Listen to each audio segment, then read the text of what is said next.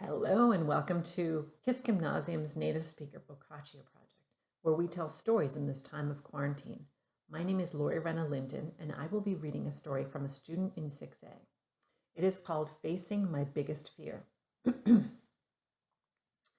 I am a sophomore in high school, and my biggest fear is being alone or around people that I don't know. Every time when I am home alone, I feel like I am being watched, like my own home is not safe enough for me. But since we got a dog, I feel much more secure. I could not imagine a life without Rex anymore. He always makes me feel safe in every situation, but I could not ever imagine going out in public by myself. Whenever I am in public, there is either a family member or one of my friends with me. The fact that I don't know whether a person that I face in public is nice or not just scares me.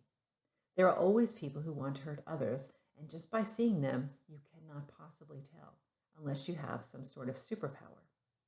My parents were really concerned about me being scared of literally everything, and that is why they took me to the doctor. In May 2016, I was diagnosed with an anxiety disorder. My therapist, friends, and family always told me that I can only overcome my fear by facing it. Of course, they say that. They don't feel the way I do. They have no idea how hard it is having an anxiety disorder. August 2018. Rex died. My brother, my everything, just gone. In this moment, my whole life fell apart. I felt like there was nothing that could ever make me feel happy again. Not a single minute passed without me thinking about him.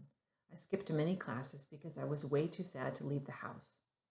Since the day he died, I spent most of my time in my dark, cold room crying and staring at Rex's basket. But it was over. Nothing could ever bring him back to life again.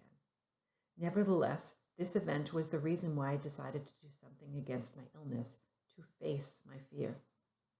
I've been thinking a lot about how I'm going to do this, and then decided to go all out. My family and I decided that it would be a good idea if I did an exchange semester. I can't decide whether this is the best or worst decision I've ever made, but I will do it anyways. My journey started in January 2019.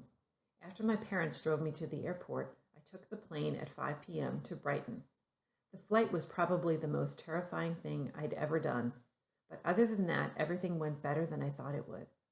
After I got to know my host parents a bit better, I felt very comfortable around them, and even if it was very hard for me to visit a completely different school, I managed to make friends very quickly.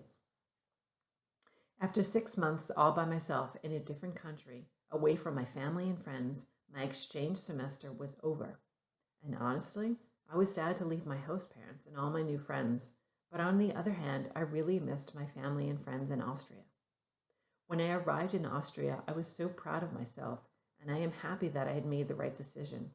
My parents told me that they are so happy to have the old me back, and so am I. Maybe I'm still not over my loss, but I have successfully conquered my anxiety disorder.